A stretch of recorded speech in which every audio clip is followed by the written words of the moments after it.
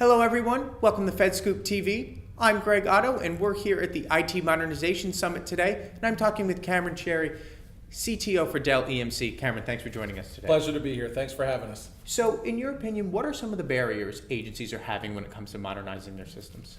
You know, it's interesting. Unfortunately, the topics are always the same, as you can imagine, Right. but they're getting exacerbated in today's world. Okay. So a lot of the key areas really have to start with budget. Right. Under this administration, it is trying to do some pretty bold things, but budget still is a constraining factor. That's good and bad, because Okay. it's forcing us as industry to really rethink how we engage with our customers in a healthy way to help them in their modernization journey. As a service business models to start addressing some of the capital problems and looking to try and gain efficiency through modernizing applications so we can drop total cost of ownership and see if we can alleviate some of those budget pressures.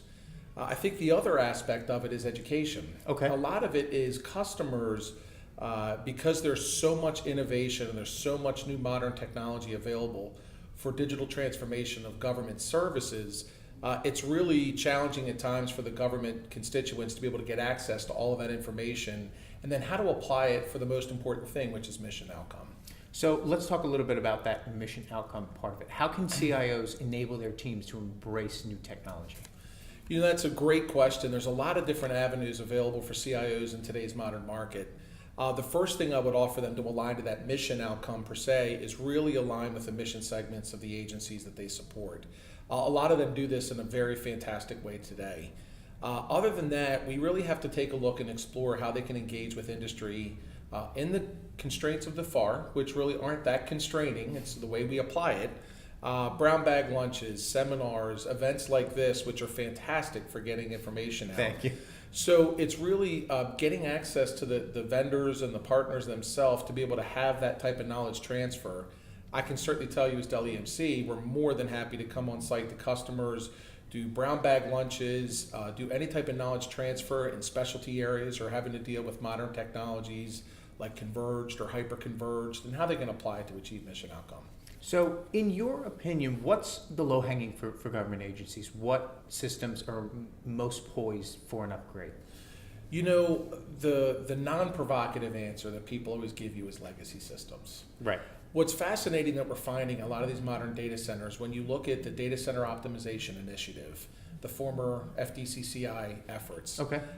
there's really a couple of simple steps that the government can take to gain leveraged advantage as they walk in this modernization journey. The first step is really modernize your existing infrastructure. There's a lot of applications and infrastructure that's sitting on these old client server technologies that, although are optimized to a point, can gain leverage advantage by going on to converged or hyper-converged platforms. The advantage for government is now they can start to leverage more automation. In the automation, they gain efficiencies. Whether they want to redirect bodies towards more mission outcomes once this automation is in place, or they have better mission capacity to deal with new requirements, it's still a net sum game to the budget.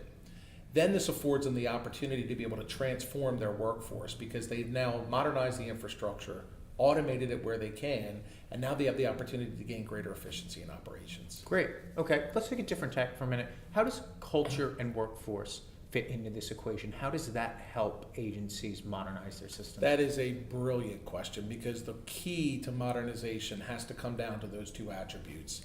If you look at a lot of the efforts that the FCC has done or other agencies across the civilian space, they really have embraced this. And with the advent of 18F and some of the digital services for government, this really is helping drive a culture of change. There are a lot of diverse people in the workforce today. We have people from millennials all the way to people closer to retirement. And we have to be very respectful and considerate of the fact that with age, we hope we get wisdom. But with youth, we bring innovation and some other fresh thinking to the government segment as far as execution is concerned. So being able to deal with that from a cultural perspective is monumental. When you look at some of the efforts, as an example with the FCC, they brought a working group together to actually look at modernization Right. and take a fresh perspective on the digital transformation of their public-facing websites.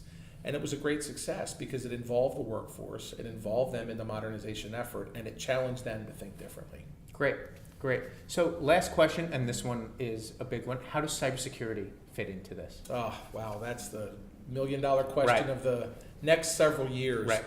We're finding in the modern age, because of the information that's driving awareness regarding cybersecurity, it is without question the single most important factor we have to deal with in everything.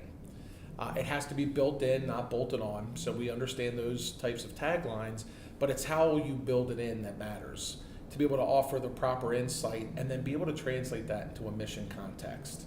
For the longest time, cyber professionals talked in the bits and bytes. Right? And it was relevant to technologists, but not to mission partners.